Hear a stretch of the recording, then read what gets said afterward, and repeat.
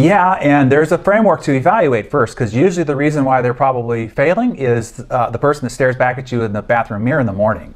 I guarantee you, leadership fails people more often than people fail leadership. And that's the first stark truth. And then you have to evaluate it on a skill-will standpoint. Is it a lack of skill, or is it lack of will? Will being attitude and mindset, right? Because you can find that people might be in the wrong seat on the bus based on a skill. You know what really they're great at, and what is it that really is the best and highest use leverage of their great skill, which is also probably what they love to do, which only amplifies their excellence.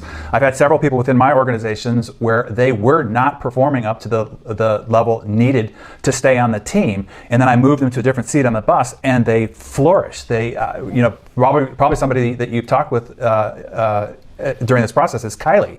Kylie came into my organization as a social media coordinator, and I literally was getting ready to let her go, and it was the wisdom of my wife that said, well, why don't we just sit down and talk with her and ask her why she thinks and what she really would love to do. And she had a totally different idea of what she really wanted to do. We put her in that position, and she flourished all the way from executive assistant to now one of the top 2 leaders of my organization. She is the vice president of all of our operations and one of the 2 co-captains. And so it could be a skill issue. Sometimes it just need training.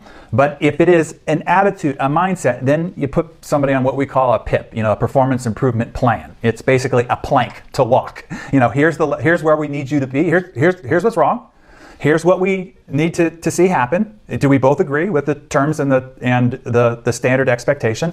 And then by the time you get to the end, neither one of us is going to be surprised if we still part ways. But it is that clarity, that direct and candid communication that is imperative to give them dignity. One of the important questions to always ask is, if you let somebody go, will they be surprised?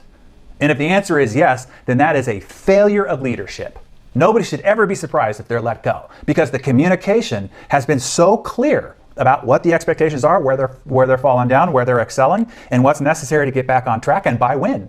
And when that is super clear, nobody's surprised.